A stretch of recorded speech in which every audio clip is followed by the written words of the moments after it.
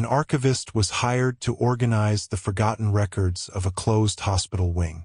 But each morning she found new objects on her desk. A photograph, a child's glove, relics from a patient whose story had been deliberately buried 40 years ago. Welcome to Echoed Chronicles. For this tale, we descend into the silent, fluorescent-lit archives beneath a hospital in Seoul, where a terrible secret refused to stay dead. The fluorescent lights of the hospital basement hummed a monotonous, buzzing tune, a sound Park Mina had come to associate with the smell of aging paper and antiseptic. For the past week, this subterranean world had been her office. She was a contract archivist, hired by a large university hospital in Seoul to tackle a formidable task: sorting, cataloging, and digitizing the patient records from the hospital's long-defunct North Wing. The wing had been closed in the late 1980s, and its records had been unceremoniously boxed and stored in this climate-controlled crypt, a place of endless white walls and towering metal shelves. Mina's workspace was a small island of modern efficiency in this sea of the past. A desk, a high-resolution scanner, and a laptop, all set up in a cleared-out corner. Her work was methodical and, for the most part, soothing to her orderly nature. Each file represented a life, a brief, painful chapter of it, captured in neat Hangul script on yellowing paper. She would unbox a set of records, sort them by date of admission, scan each page, and then refile the physical copy in a new, acid-free archival box. It was a simple, repetitive process, a quiet conversation with ghosts of paper and ink. On her fourth day, she came across file number 0712. The patient was a young boy named Kang Ji-hoon, admitted in 1983 with a severe, persistent fever of unknown origin. The file was thin, the notes sparse. It detailed a week of tests, concerned observations from the nursing staff, and then an abrupt discharge note signed by a Dr. Choi. Nothing remarkable. Mina scanned the pages, saved the digital file, placed the physical copy into its corresponding new box, shelf C, box 12, and moved on. The next morning, as she began her work, she found the file sitting squarely in the middle of her desk. Mina frowned. She picked it up. Kang Ji-hoon, number 0712. She distinctly remembered filing it away the previous afternoon. Perhaps she had set it aside for some reason and forgotten. A simple mistake. Shaking her head at her own carelessness, she stood up, walked the 20 paces to shelf C, and slid the file back into box 12, making a conscious effort to register the action in her memory. The day passed uneventfully. The hum of the lights, the soft whir of the scanner, the faint, distant chime of the main floor elevators. These were her only companions. When she packed up to leave, her desk was clear, save for her laptop and a cup of cold tea. When she arrived the following morning, her heart gave a sudden, sharp jolt.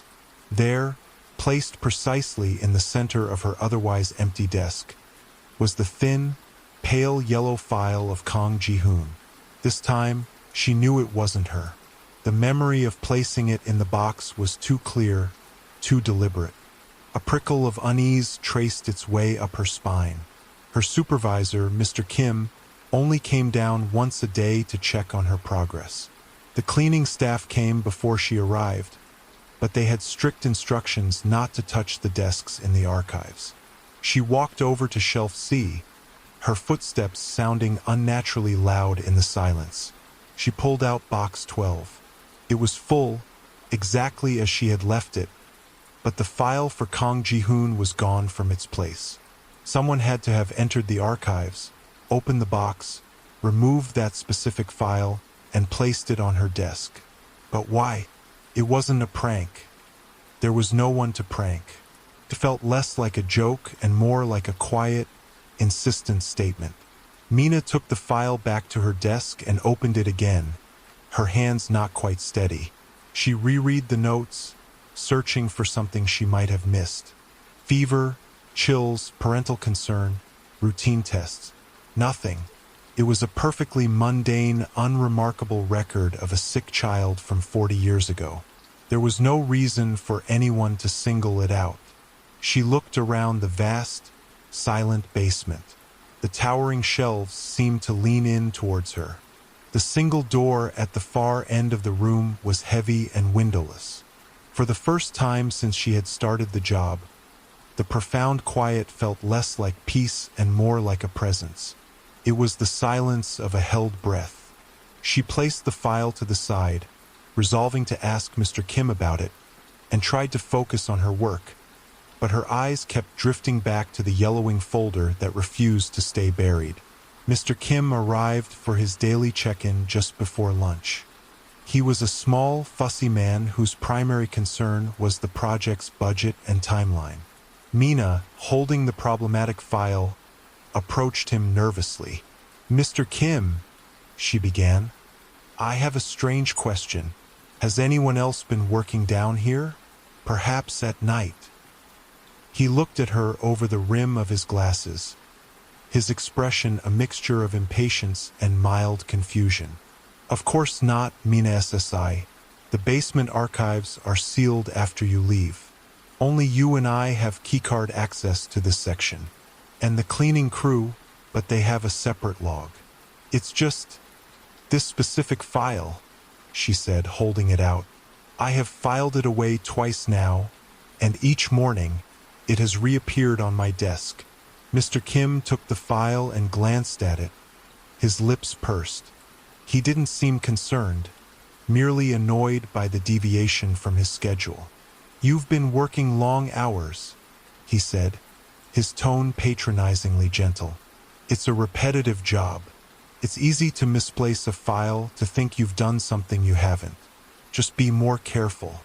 Every minute we waste searching for files is a minute over budget." He handed it back to her, his point made. He clearly considered the matter closed, a simple case of female absent-mindedness. Mina felt a flush of anger and frustration. She wasn't absent-minded. She wasn't careless. But she knew arguing would be pointless. "Yes, Mr. Kim," she said, her voice tight. "I will be more careful." His dismissal, however, solidified a new resolve in her. She wasn't going crazy. Someone was doing this to her. And if they wanted her to pay attention to this file, she would. But on her own terms. That afternoon, before she left, she took the file of Kong Ji-hoon, slid it into a blank manila envelope, and locked it in the bottom drawer of her metal desk. The lock was small and simple, but it was hers. She pocketed the tiny key, a small piece of cold, hard proof of her own sanity. The main door to the archives hissed shut behind her, and she felt a sliver of triumph. Let the phantom of the archives try to get the file now. The next morning, the air in the basement felt colder, heavier. Mina walked to her desk with a sense of trepidation, her hand clutching the small key in her pocket. The surface of the desk was clear. She let out a breath she didn't realize she'd been holding and allowed herself a small, relieved smile. It had worked. She sat down and inserted the key into the lock on the bottom drawer. Turned smoothly, she pulled the drawer open. The manila envelope was still there, exactly where she had left it. A wave of relief washed over her. It must have been her after all. She had been working too hard, losing track of things. Mr. Kim was right.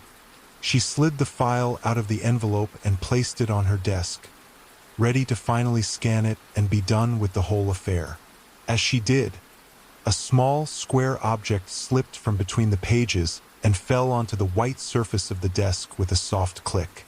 It was a photograph, a faded, black-and-white school portrait, about the size of a passport photo, its edges slightly frayed with age.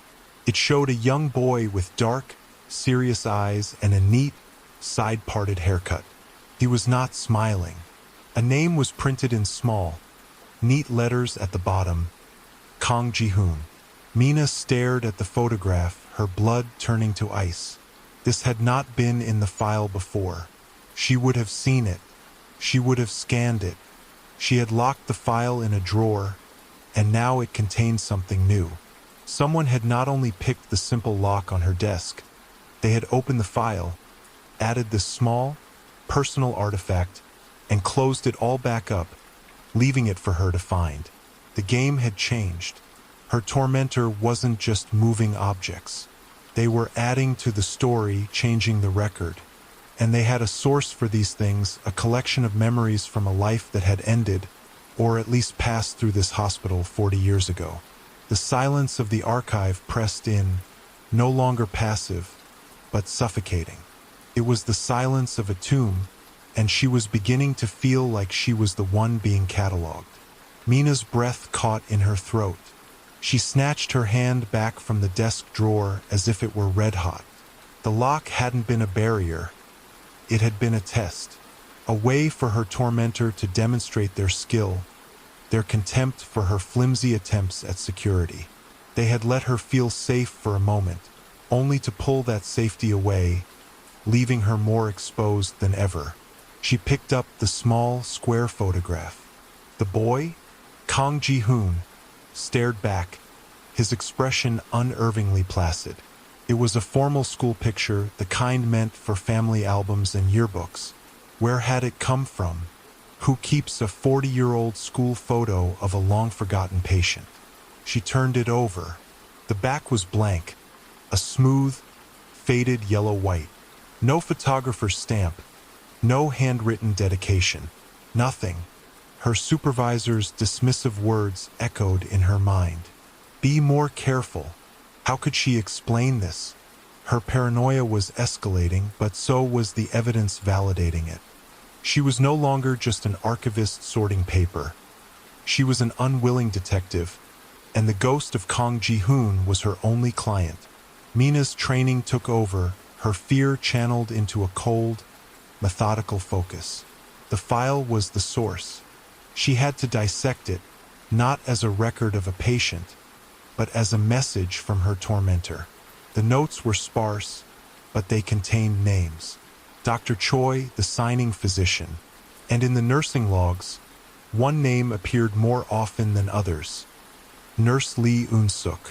Her entries were more detailed, her handwriting showing a clear, concise concern for the boy's unyielding fever. The hospital was a universe of records. Patient files were just one galaxy. There were others, personnel archives, staff records. Leaving the haunting photograph on her desk like a dare, Mina left the basement and made her way to the hospital's main administration building. She used the excuse of needing clarification on archival protocols to gain access to the Human Resources Records Office, a cramped room filled with gray filing cabinets that smelled of dust and regret. She started with Dr. Choi. His employee file was thin. He had been a resident in pediatrics, well-regarded, with a promising career. He had resigned from the hospital in the winter of 1983, just 2 months after Kang Ji-hoon had been discharged. The reason cited was personal, effective immediately. It was abrupt, suspiciously so. Next, she looked for Nurse Lee Eun-suk. Her file was thicker, a long-serving, dedicated nurse. Mina found the attendance logs for 1983. A few weeks after the boy's file was closed, Nurse Lee had taken an extended leave of absence, citing nervous exhaustion. She had never returned to her post. Pattern was emerging. A dark spot in the hospital's history, with a sick little boy at its center. A doctor who vanished. A nurse who broke down. Mina returned to the basement, the pieces clicking into a shape she could not yet fully see. As she entered the long, silent room, she noticed it immediately. The photograph of Kang Ji-hoon was gone from her desk. In its place, sitting precisely where the photo had been, was a single, child-sized white cotton glove, yellowed with age. It was small, immaculate, and utterly terrifying. Mina stared at it, her heart hammering against her ribs. This was an escalation beyond anything she could have imagined. First a file, then a photo, now an item of clothing. A relic. The tormentor wasn't just showing her they had records.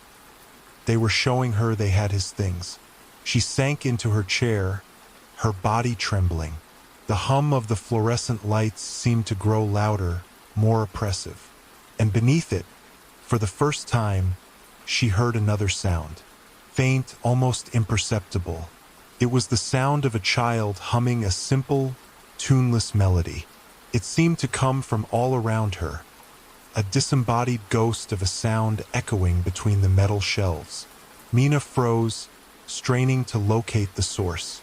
It was there for a moment, a thin thread of sound in the heavy silence, and then it was gone. She was alone again, but the silence that remained was different. It was no longer empty. It was filled with the memory of the song.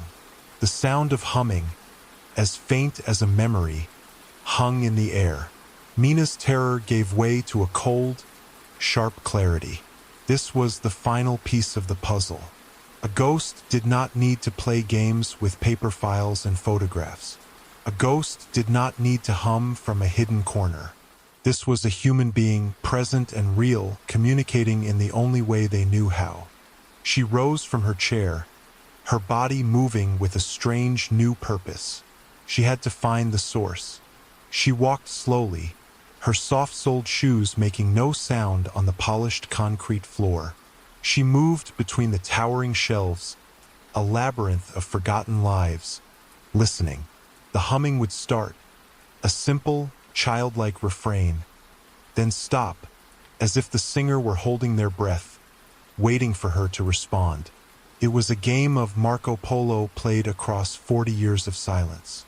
The sound led her to the back of the archive, to a section of shelves marked Decommissioned 1975 to 1980.